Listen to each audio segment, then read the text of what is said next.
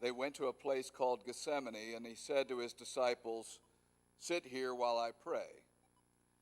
He took with him Peter and James and John and began to be distressed and agitated, and said to them, "I am deeply grieved, even to death. Remain here and keep awake."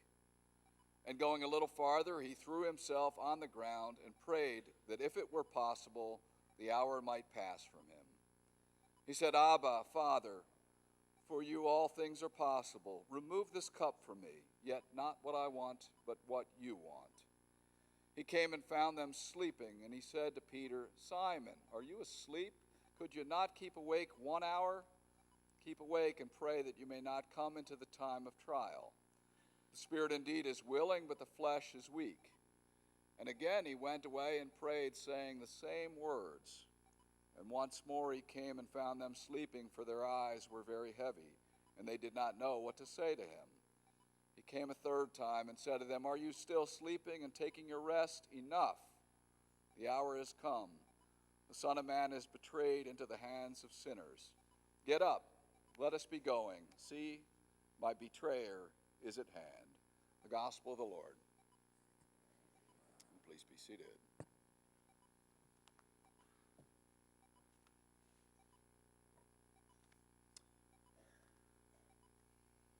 One of the things I learned in my trip in January was that 95% of the world's olives are from the Middle East.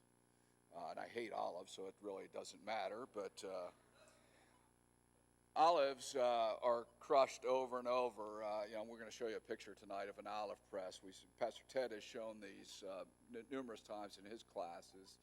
But this was one that we took in one of the sites we visited, of an olive press. You'd stick olives under that thing on the far right and crush it down, and there would be some sort of basin there that the first oil would ooze out into it. The first oil that would flow out is the purest oil, but they would keep on crushing and crushing to try and suck out all the oil, as every ounce possible, from every single olive. After eating the Passover meal, and after singing the great Hallel, the Hallel ends with, "Oh, give thanks to the Lord, for he is good. His steadfast love endures forever." They sang that. They went out to a place called Gethsemane. Gethsemane means olive press. And it's here that Jesus prays. And one of the things, I always pictured it very, very far, not out of sight of the temple is what I always pictured, but it is literally right down the hill from the Temple Mount. You look totally uphill at the Temple Mount. It's an imposing view. It's almost as if the Temple Mount turned over, it would literally crush you. You get that sense of the Temple Mount about to come down and crush Jesus. But in Gethsemane, Jesus is starting to feel in the pits of his stomach, sort of like a single olive would be. Jesus is about to be shaken from his closest followers, separated from them. He's about to be turned on and grabbed and put in a place where he does not want to be.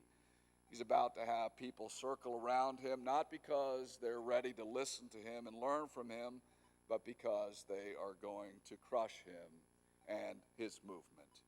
Crush him sort of like you would crush an olive and squeeze the life out of it. But remember, the oil that flows first is the purest oil. That's the oil that you would use to anoint a king or a champion. It was the sacred oil that might be used to light an eternal flame. Tomorrow will not be a victory Sunday will be the victory. We sort of hinted at that with the last verse of our last hymn there. But tomorrow we'll read these words of Isaiah 53, which we know very well. "He was wounded for our transgressions, crushed for our iniquities. Upon him was the punishment that made us whole. By his bruises we are healed." In Gethsemane, as I read, Jesus goes off by himself and prays, and what's interesting is we're allowed to sort of listen in. It's a helpful text because it lifts up human emotions that all of us can understand. We see Jesus struggling and overwhelmed.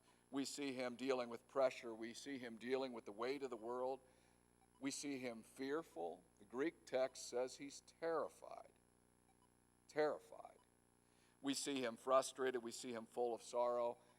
Yet in this text, we also see him courageous. And courage is very important because it means you have the ability to move forward in spite of your fear. In Gethsemane, we also see intimacy. We see him the way we always teach our confirmation kids. The words he uses, Abba, Father. It's like a child saying, Daddy. It's an intimate conversation with the Father.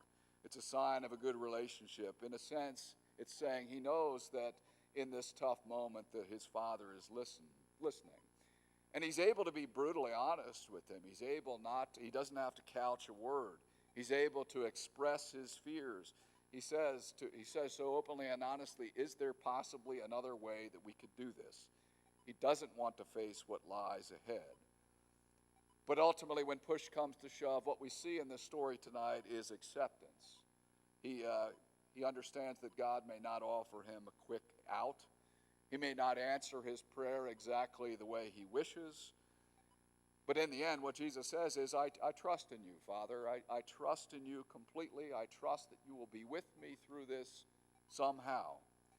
And possibly what we see tonight is that in the course of prayer, that what prayer does is give us greater courage and greater faith. It's not the absence of fear.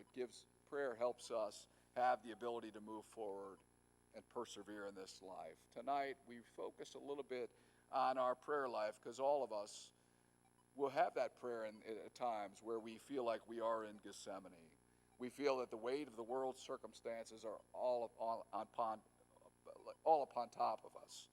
Because times we'll deal with the fear of disease, the fear of the economy, the fear of uncertainty. We'll have questions about the present. We'll have questions about the future.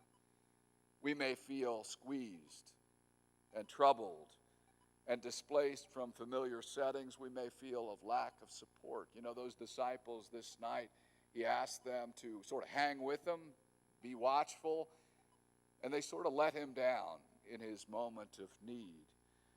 And sort of as that song says, learn from Jesus Christ to pray. May we learn to pray like he did this night. May we learn to pray with intimacy, total honesty with our Father, and be very, very faithful in repeating our needs over and over, our needs and our concerns, and trusting that in the end, the steadfast love of the Lord will never, ever end.